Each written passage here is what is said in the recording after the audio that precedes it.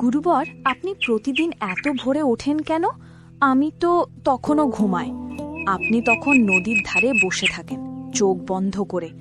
আপনি তখন কি ভাবেন? আমি ভাবি আজকের দিনটা আমি কেমন করে ভালো কাজে ভরিয়ে তুলব। ভোর মানে শুধু সূর্য ওঠার নয়, মনকেও জাগানো।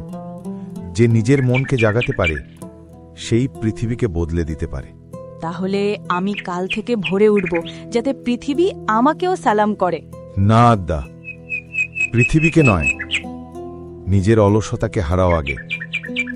তুমি যদি নিজের উপর জয় পাও, পৃথিবী আপনিই তোমায় মানবে।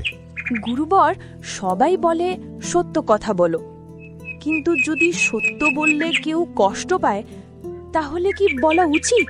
সত্য কখনো কষ্ট দেয় না আদ্দা, যেভাবে বলা হয় সেটাই কষ্ট দেয়। ফুলের গায়ে কাঁটা থাকে, কিন্তু ফুল কাউকে কাঁটা দিয়ে আঘাত করে না।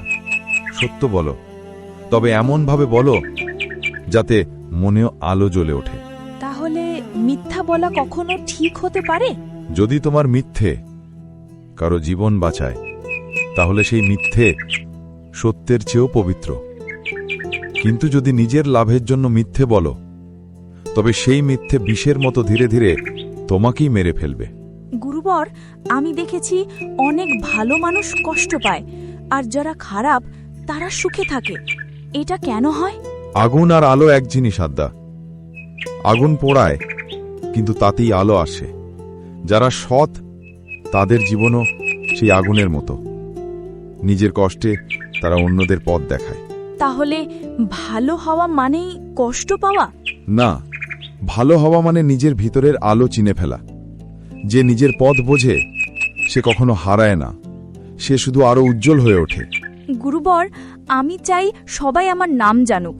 আমি বিখ্যাত হতে চাই। বিখ্যাত হওয়া সহজ, কিন্তু সম্মান পাওয়া কঠিন। সম্মান আসে গুণ থেকে, নাম থেকে নয়। ফুল নিজের ঘ্রাণের জন্য প্রসিদ্ধ হয়, তার নামের জন্য নয়। তাহলে আপনি কাকে মহান বলেন? যে প্রতিদিন নিজের ভুল থেকে শিক্ষা নেয়, অন্যকে ছোট না করে নিজেকে বড় করে, সেই মানুষই মহান।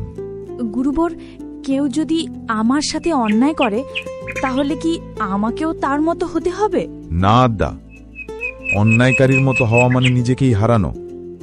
মাটিতে ফেলা ফুলও গন্ধ ছাড়ায়, তুমি সেই ফুলের মতো হও। কিন্তু রাগ খুব আসে, তখন মন শান্ত থাকে না। রাগ আগুনের মতো, আগে তোমাকেই পড়ায়।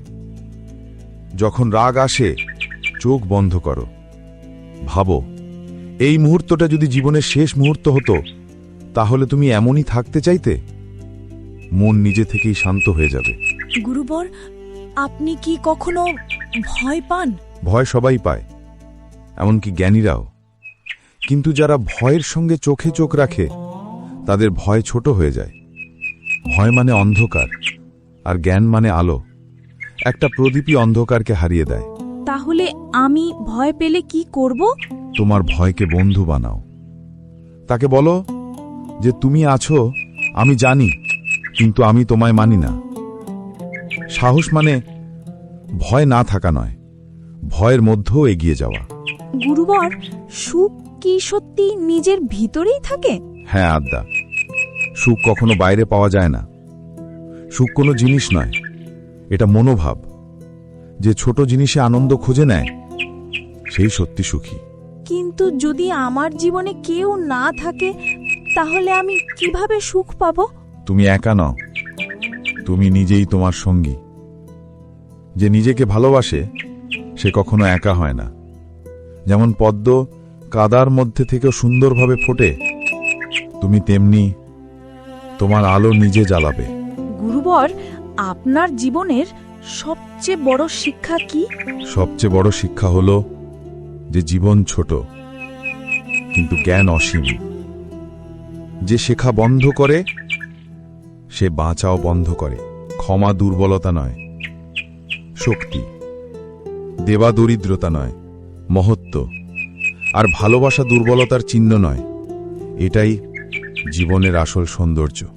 গুরুবর, আপনি বলেছিলেন ভোর মানে মনকে জাগানো। আজ মনে হচ্ছে আমার মন সত্যিই জেগে উঠেছে।